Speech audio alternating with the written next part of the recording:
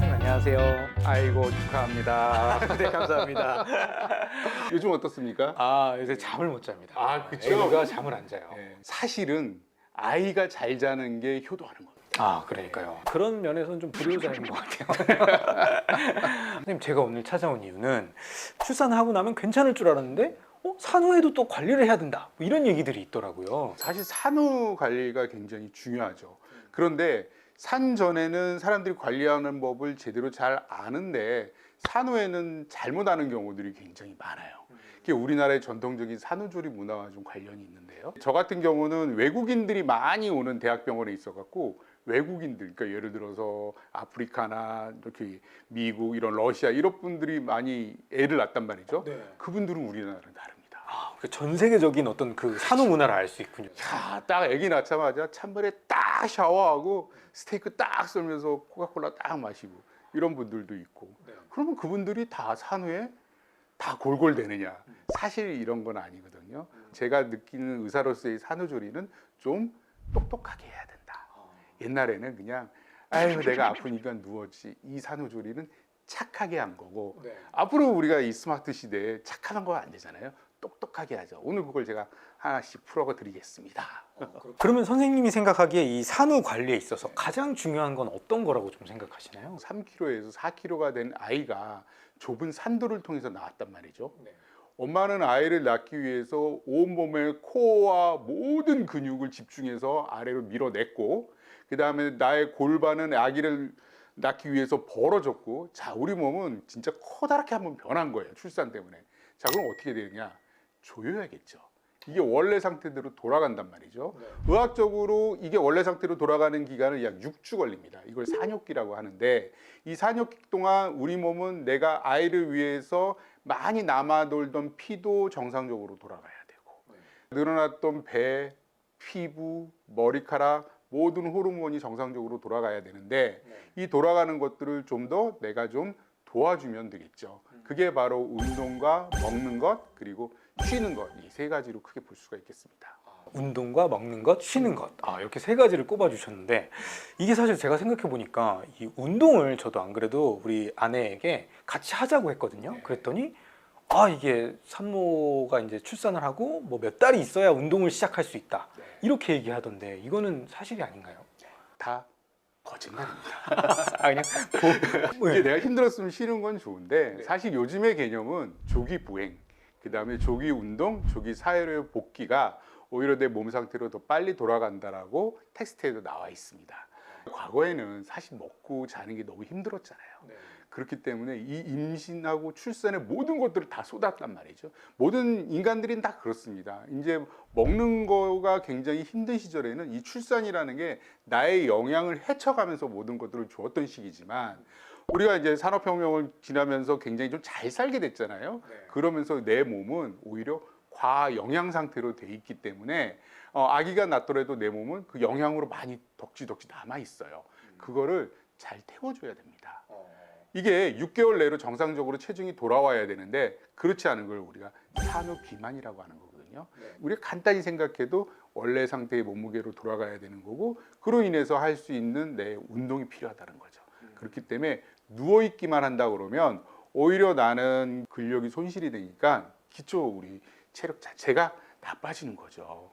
그렇기 때문에 빨리 사회로 복귀를 해갖고 원래 상태대로 돌아가는 게 좋습니다. 근데 이게 무리한 운동을 하는 건 또 안 좋을 거잖아요. 그렇죠. 그래서 선생님이 생각하시기에 좀 어느 정도의 운동들을 좀 추천하시는지. 산모들이 가장 힘들어하는 게 손목, 그다음 이런 무릎 관절이잖아요.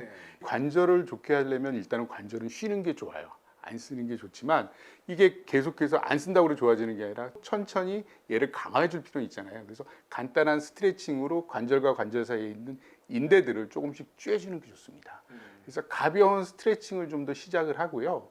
요게 조금 더 지난다, 한 산후 2주 정도 지난다 그러면 어느 정도 간단한 근력 운동도 가능합니다. 특히 제왕절개를 했을 때에는 배를 절개를 하기 때문에 다른 사람들보다 배가 더 나와 보여요. 이럴 때는 복벽 운동을 같이 겸해 줘야 되는데, 많은 분들이 무섭죠. 그리고 이 자궁이 커져 있기 때문에 굉장히 많이 아픕니다. 그래서 복근 운동 자체는 힘들지만 그래도 서서히 조금씩 움직여주는 게 좋습니다. 안 그러면 이게 계속 늘어난 상태로 절대 배가 들어가진 않거든요. 그 다음에 이제 마지막으로 우리가 한 6주 정도 됐을 때는 유산소 운동을 좀 곁들여 갖고요. 빨리 어느 정도의 나의 몸을 찾는 게 건강학으로도 좋고요. 정신적으로도 굉장히 좋아요. 그렇죠. 선생님, 쉬는 것도 굉장히 중요하다고 하셨는데 이게 쉬는 거는 어떻게 쉬어야 되는지, 또 아까는 너무 또 풀어져 있고 쉬기만 하면 안 좋다고 하셨는데 어떤 쉼을 좀 얘기하는 건가요? 저는 수면이에요, 수면. 수면. 네, 수면이 절대적으로 부족합니다. 산모는. 아이는 무조건 울어요. 배고파도 울고 기뻐도 울고 아파도 울고 얘가 울면 잠을 못 자요. 예. 그러다가 아기가 엎치거나 기기 시작하는 6개월 정도 지나면 수면이 더 떨어집니다. 왜냐하면 걔 뒤쫓아 다녀야 되거든. 아, 사고가 날까 봐. 지금은 아기가 자면 옆에서 자면 되니까. 네. 그러니까 엄마는 수면이 절대적으로 부족하거든요. 그렇기 때문에 아이랑 같이 수면 사이클을 맞춰주는 게 좋아요. 그 다음에 이때 아빠가 좀 도와줘야 됩니다. 하루 종일 아이를 위해서 계속해서 육아를 힘쓰다 보면은 정말 지쳐서 안 되거든요. 그래서 퇴근하는 그 시간만큼은 아빠가 조금 도와줘야 돼요. 그래서 아내에게 수면을 좀 취하게 하고, 그래서 저는 육아는 아내가 하는 게 50이라면 남편이 50이다. 남편이 심리적으로 지지대가 되지 않으면 여성은 굉장히 힘들어합니다. 예, 그리고 그 아이를 왜 내가 낳았을까 하는 우울감에 빠질 수 있기 때문에 쉬는 게 굉장히 저는 수면과 관련이 있다고 생각을 해요. 3시간을 자더라도 정말 편안하게 모든 것들을 잊어버리고 잘 수 있게끔 도와주는 게 굉장히 중요합니다. 퇴근을 하면 어쨌든 내가 조금 더 많이 참여한다라는 생각으로 하는 게 좋겠군요. 근데 선생님, 이 보니까 보통 이 출산을 하면 산후조리원을 좀 가시는 분들이 많잖아요. 근데 산후조리원은 꼭 필수 코스다, 뭐 이렇게 생각을 해도 될까요? 필수다라고 하면 다 가야 된다라는 거잖아요. 네. 산후조리원이 좋죠. 좋고 그 다음에 뭐 여러 가지가 있어요. 그만큼 힘들었기 때문에 가장 편안한 곳에서 쉴 수 있다라는 장점이 있죠. 내가 먹는 거 걱정 안 해도 되고 입는 거 걱정 안 해도 되고 아이 걱정 안 해도 되니까 그 2주간은 굉장히 쉴 수 있는 환경이 있는데, 사람마다 또 다르게 느낄 수도 있어요. 요즘에는 이제 집에서 산후조리를 하는 분들도 꽤 있으시거든요. 저는 다 장단점이 있다고 봅니다. 그러니까 음식으로 치면 산후조리원은 뷔페다.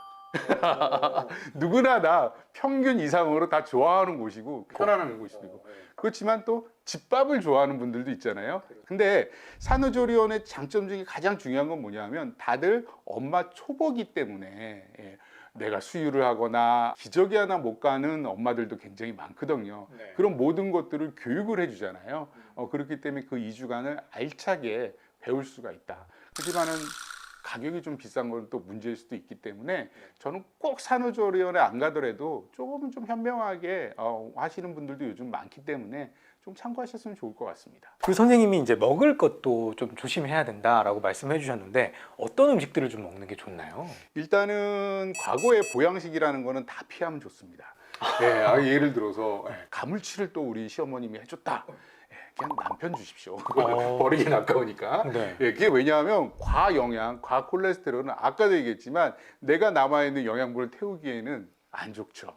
그렇기 때문에 일단은 단백질 위주의 식사가 좋고요. 그 다음에 칼로리를 어느 정도 계산해서 드시는 게 좋습니다. 그래서 보통은 여성은 하루에 필요한 칼로리가 한 1500칼로리 정도인데요. 아무래도 모유수유를 해야 되니까 1500에서 2000 사이를 맞추되 그를 넘지 않으면. 근데 2000칼로리가요, 사실 보면은 뭐 얼마 없어요. 뭐냐면 밥 한 공기가 300칼로리이기 때문에. 그러니까 2000칼로리를 맞춘다 해도 사실 굉장히 절식하는 거거든요. 그러니까 이런 칼로리를 좀 계산해서 드시는 게 좋고요. 그 다음에 먹고 바로 눕게 되면 오히려 우리가 늘어났던 위나 이런 것들이 안 좋기 때문에 복부 불편감이나 소화계통이 좀 이상이 생길 수 있어요. 그래서 밥 먹고 바로 2시간 바로 눕진 말고 그냥 아이의 우리가 수유하는 시간과 내가 자는 시간을 어느 정도 타이밍을 맞춰 갖고 좀 생활하는 게 좋지 않나 이렇게 생각이 들어요. 수유 얘기를 하셔서 그런데 저희 와이프도 수유를 할 때 금기시하는 음식들이 있더라고요. 예를 들면 뭐 매운 거를 먹으면 뭐 아기 항문도 빨개진다.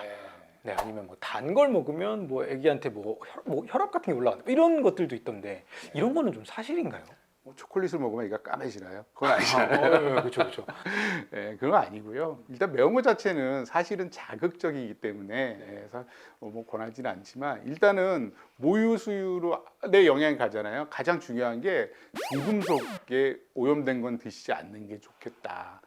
그래서 우리가 보통 생선이나 이런 것들은 보통 특히 수산식물에는 많잖아요. 알, 뼈, 내장 이런 것들은 좀 피해서 흰살 위주로 드시고요.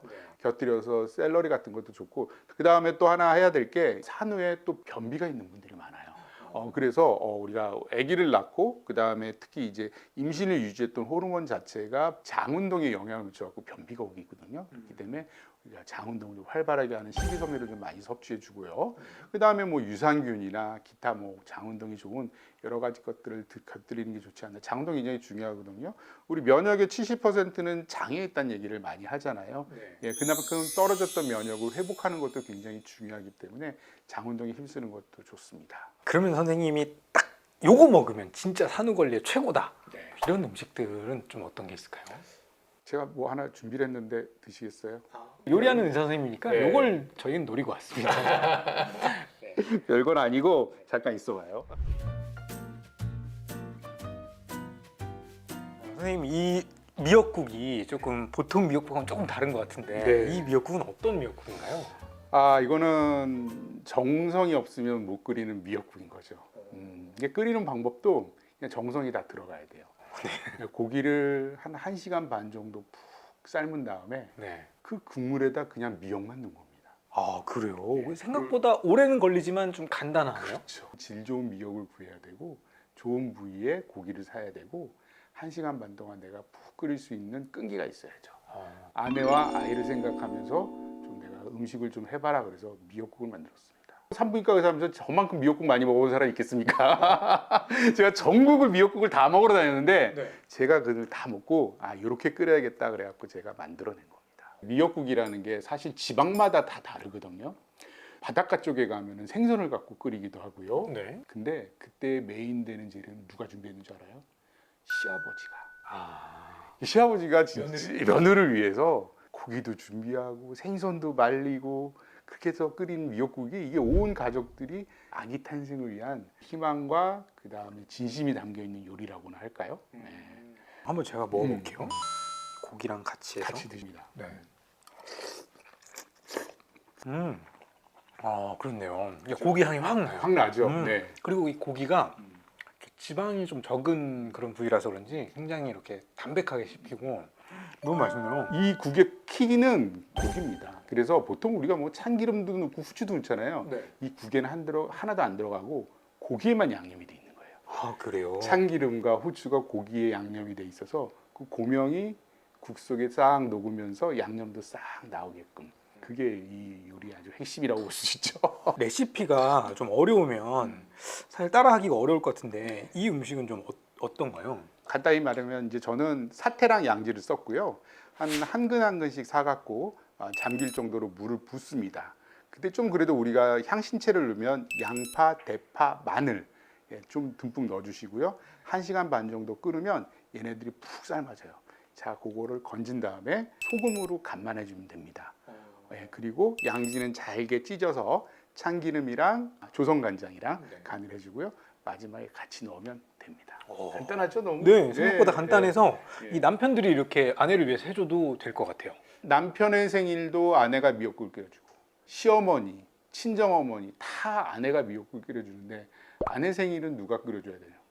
남편이 끓여야 될 것 같아요. 그래서 제가 준비했습니다. 죄송합니다. 제가 그동안 그런 적이 없는 것 같아서 너무 울면서 먹어야 될 것 같은데 산후조리원에 가면요 그냥 매일 식단에 미역국이 들어가더라고요. 근데 약간 제가 생각하기에 뭐든지 과하면 안 좋은데 미역국을 매일 먹어도 괜찮나요? 저는 뭐 과하면 안 좋다고 봅니다. 질리기도 하고요. 네. 미역 하나만 먹으면 또 우리가 요도 성분을 너무 많이 섭취할 수 있기 때문에 네.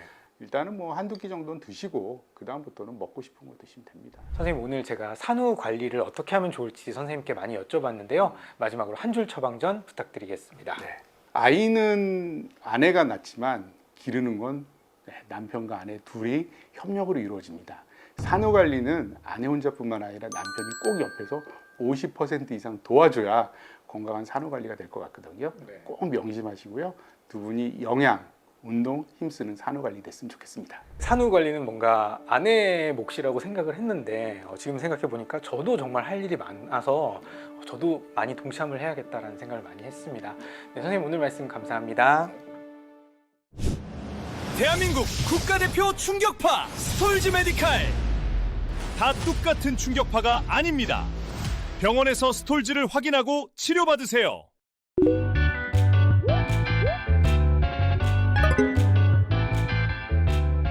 네, 선생님 안녕하세요. 네, 안녕하세요.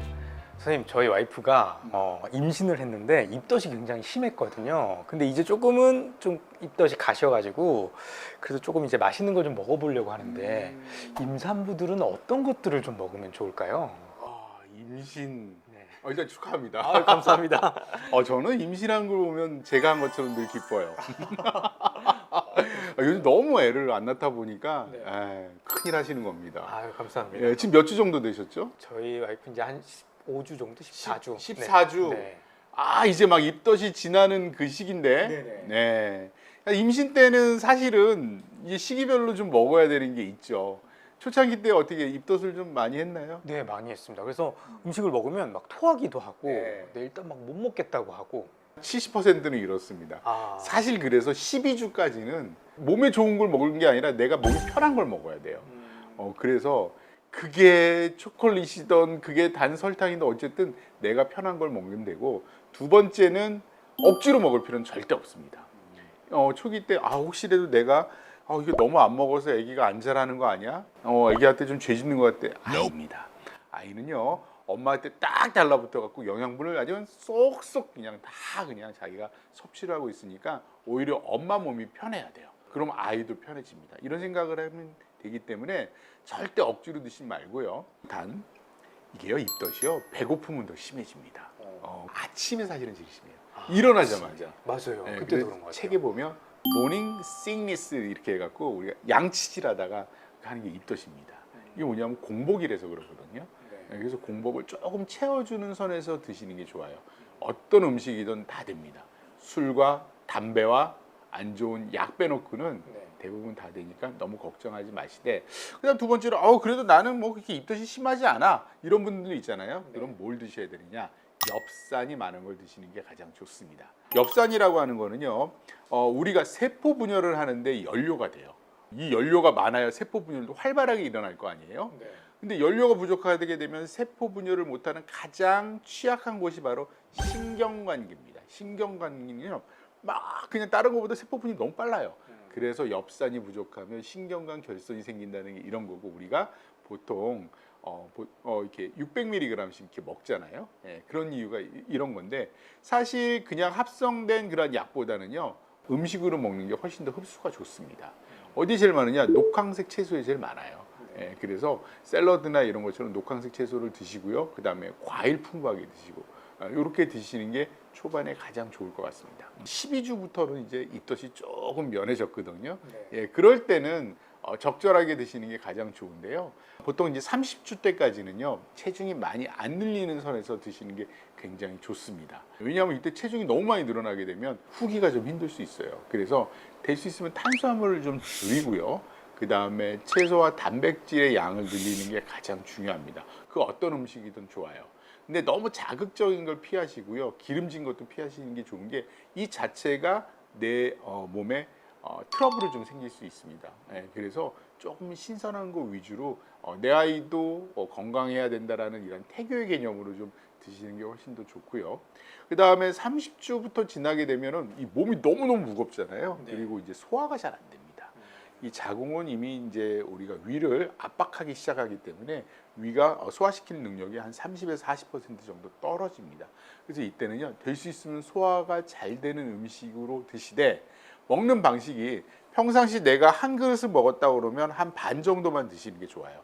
그리고 나머지 반은 언제? 중간에 한번 먹는다. 흔히 말하는 소식 다식이죠. 이거를 이제 30주부터 실천하시는 게 제일 좋고요.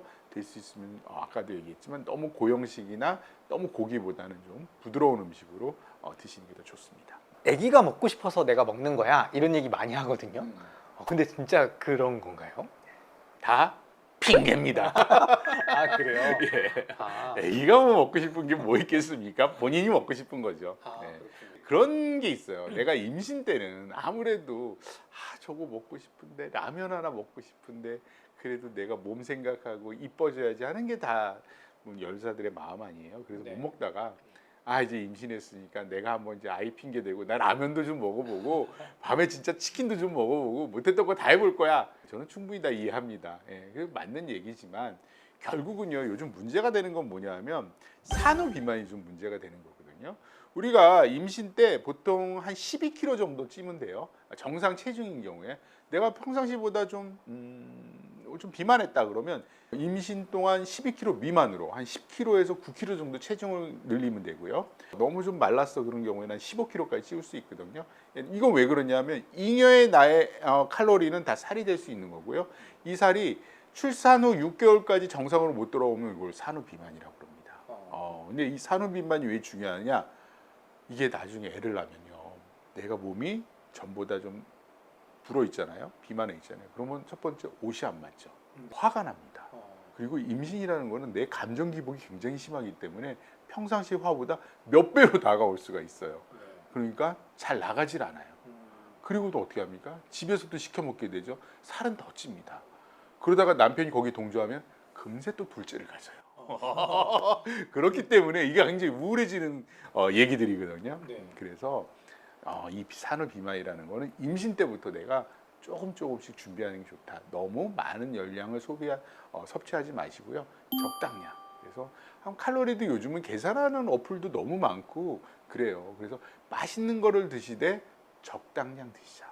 나에게 몸이 좋은 거는 아이한테도 좋은 태교의 개념으로 즐겁게 드시는 게 좀 좋다 이렇게 생각을 합니다. 저희 와이프가 원래 회를 굉장히 좋아하거든요. 뭐 육회도 좋아하고.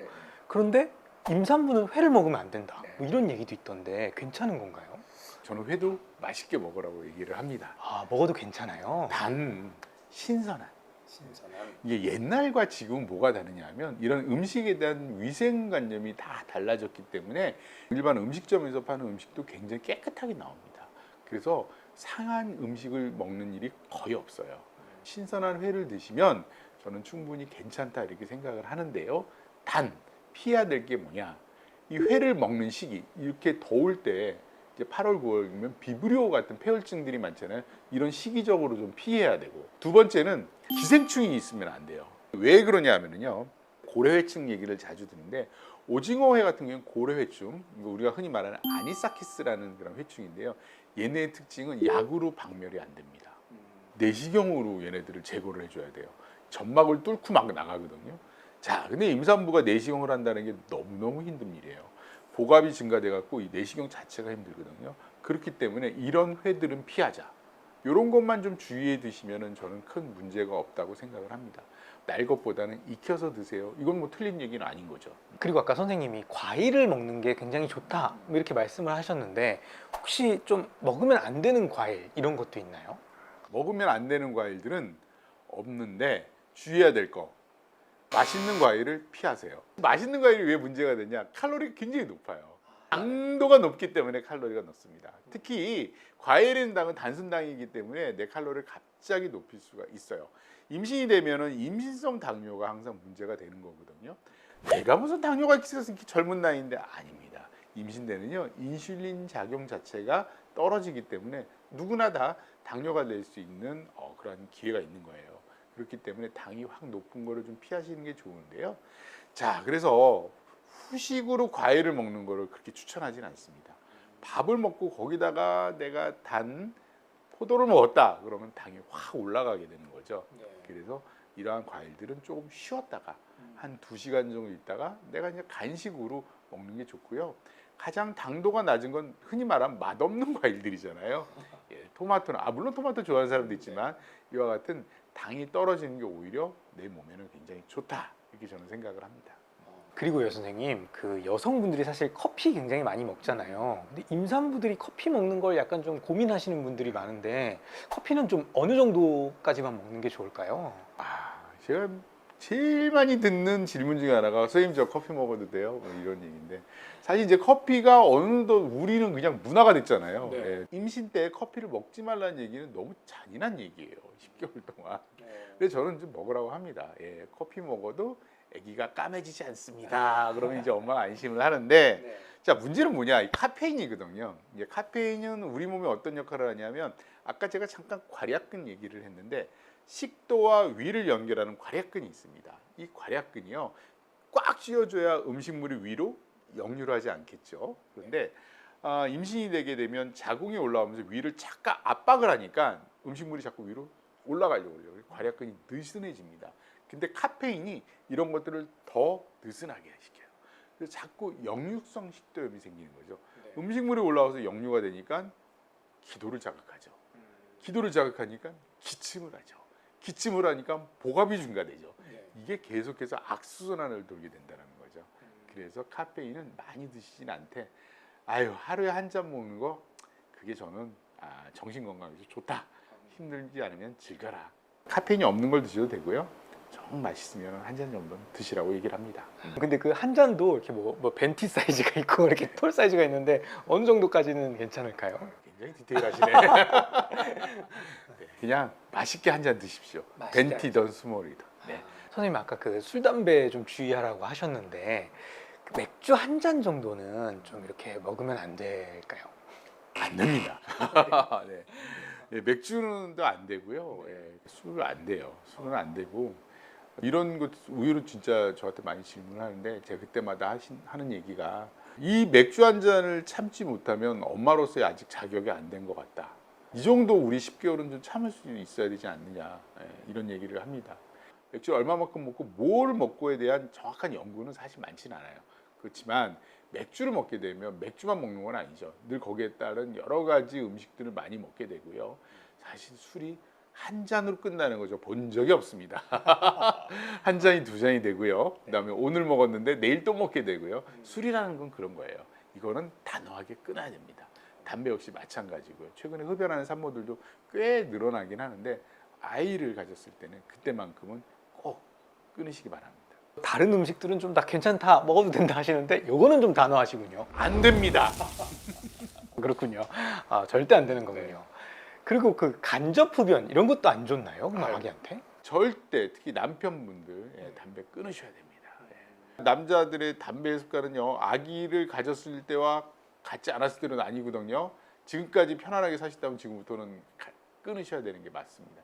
이 간접 흡연은요 어마어마하게 무시하게 안 좋을 수 있습니다. 그렇기 때문에 꼭 끊으시고요. 혹시라도 저기 베란다에서 몰래 피시는 남성분들 아빠 자격 없습니다. 역시 남자도 똑같이 해당되는 거군요. 그렇죠? 이것도 못 참으면 아빠 될 자격이 없다. 네. 앞으로 뭐 우리가 결혼하고 아이를 키우면서 넘어야 될 산이 수백만 가지가 있는데 이 담배와 술은요 정말 작은 것 중에 하나입니다. 더 큰 걸 위해서 이 정도는 참아야 된다. 선생님 이 댁에 찾아올 때는 항상 이 어떤 음식을 좀 먹을 수 있을까 고민하는데 임산부들에게 좋은 음식 이런 요리도 있을까요? 있죠. 제가 오늘 특별히 좀 준비를 했는데 이게 또 너무 맛있을까 봐 걱정이 되긴 하지만 일단 한번 준비를 해보겠습니다. 네, 선생님 이게 벌써 딱 비주얼만 봐도 엄청난 것 같은데 이게 어떤 음식인가요? 이거 뭐 간단해요. 참나물, 사태, 샐러드 뭐 이렇게 됩니다. 참나물 사태 샐러드. 음식의 제목을 보면 뭔지 알 것 같아요. 너무 어려운 걸로 샐러드 하지 마세요. 보통 샐러드 하려면 내가 이 채소가 없네, 저 채소가 없네, 안 만들어, 사 먹을래, 배달 뭐 이렇게 되잖아요. 그러지 마시고요. 그냥 마트나 어디 가면 간단한 참나물도 좋고 미나리도 좋고 다 좋습니다. 다 요거 향이 살짝 들어있는 채소라서요. 참나물을 그냥 저는 들기름이랑 소금, 후추만 넣고 살짝 무쳤고요. 그다음에 요거 사태는 제가 왜 임산부들한테 소개를 시켜드리냐면 고기는 이런 게 좋아요. 사태의 특징은 뭐냐면 종아리살이잖아요. 사태가 많이 걷는 부위라 지방이 없습니다. 두 번째로 싸요. 많이 안 찼기 때문에. 그래서 이걸 한번 삶아두면은 언제든지 먹을 수 있어서 냉장고에 넣고 밀봉한 다음에는 한 일주일이라도 충분하니까. 그리고 기름기가 없다 보니까 칼로리가 굉장히 적습니다. 그리고 삶았잖아요. 단백질과 같은 경우에는 불에 너무 열을 가하거나 그러면 단백질이 변성이 일어나서 실질은 좋지 않습니다. 그래서 특히 임산부들은요, 삶거나 찌는 요리가 굉장히 좋아요. 그래서 사태를 한 1시간 반 정도 삶으면 아주 이렇게 식감도 좋고 그 질겼던 게 단백질이 풀어지면서 굉장히 좋거든요. 그렇게 해갖고 그냥 간장 양념만 살짝 해갖고 같이 드시면 돼요. 자, 그럼 한번 드셔보실까요? 네. 고기랑 참나물이랑 같이 드시면 돼요. 아, 참나물하고 같이 이렇게 딱 집어야 되는군요. 같이 드셔야 돼요. 이렇게 뒤에서 또 하나 딱 올려도 되고 그냥 드셔보세요. 향이. 제가 약간 지방이 있는 고기를 좋아하거든요. 좀 약간 좀 고기는 좀 지방이 살짝 섞여야 된다라는 느낌인데 하나도 안 질기고 너무 맛있습니다. 하나도 안 푸석하고. 그냥 고기만 한번 또 드셔보세요. 그냥 고기만 드셔도 되거든요. 고기도 살짝 간을 했어요. 닭도 너무 좋아요. 이거 한 5분이면 만듭니다. 5분이면. 자, 이런 사태를 삶는 건 누가 해야 된다? 남편이 해야 돼요. 퇴근해서 삶는다. 선생님, 근데 제가 이런 거 삶아본 적도 없고 좀 어렵지 않을까요? 삶는 게? 아무래도 고기는 육향이 있으니까 육향을 살짝 없애줘야 되잖아요. 그래서 넣어주는 게 마늘. 삶을 때 마늘 한 줌, 양파 한 개, 대파 이렇게 한 줌 딱 넣고 그냥 1시간 반 끓이세요. 그리고 이제 살짝 조선간장을 저는 넣는 걸 되게 좋아하거든요. 네. 조선간장 한 반 국자, 50cc에서 100cc 사이를 넣어주면 고기가 아주 양념이 싹 뱄니다. 그러면 육향이 오히려 더 감칠맛으로 바뀌어요. 그게 이제 저희 팁입니다. 네, 그럼 저도 한번 도전해 보도록 하겠습니다. 그럼요. 감사합니다. 선생님, 오늘 제가 산모들이 어떤 음식을 좀 먹으면 좋을지 여쭤봤는데요. 마지막으로 한 줄 처방전 부탁드리겠습니다. 사실 임산부 여러분들이 참 보면 먹는 거, 입는 거, 지금 또 날씨가 덥고 너무 힘들죠. 저의 처방전은요, 이 또한 지나가리라. 아, 이 또한 지나가리라. 이게 왜냐면 너무 힘들어요. 예, 그리고 너무 해야 될 것도 많고 하지 말아야 될 것도 많고 너무 그래요. 이거 다 못합니다. 그렇기 때문에 가장 중요한 건 뭐냐면요, 이 시기 또한 언제든지 지나갈 수 있으니까 그럼 어떻게 해야 되느냐? 네, 즐겁게 지내시면 됩니다.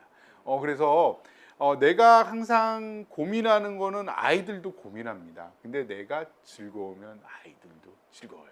그렇기 때문에 꼭 먹지 말아야 되는 것만 우리가 빼고요, 나머지 설에서는요 또 즐기시면서 드시는 게 저는 가장 좋지 않나. 제 산모들한테 특히 그렇게 얘기하고 있어요. 다 괜찮습니다. 근데 담배 피지 마시고요, 술 먹지 마시고 이런 것만 좀 주의하셔요. 그렇게 얘기를 하거든요. 우리가 뭐 고추장을 먹었다고 해서 아기가 빨갛게 태어나는 거 아니고요, 커피 먹었다고 해서 까맣게 태어나는 거 아닙니다. 아이는 엄마가 즐거울 때 가장 이쁘게 태어나니까 즐기십시오. 음식이나 먹고 싶은 걸 못 먹고 하고 싶은 걸 못해서 스트레스 받는 임산부들이 많으신데 선생님의 말씀이 참 큰 도움이 될 것 같습니다. 더 맛있는 게 뭔지 알아요? 남편이 해주는 게 제일 맛있습니다. 알겠습니다. 오늘 꼭 해주세요. 저도 좀 노력해 보겠습니다. 예. 선생님, 오늘 말씀 감사합니다.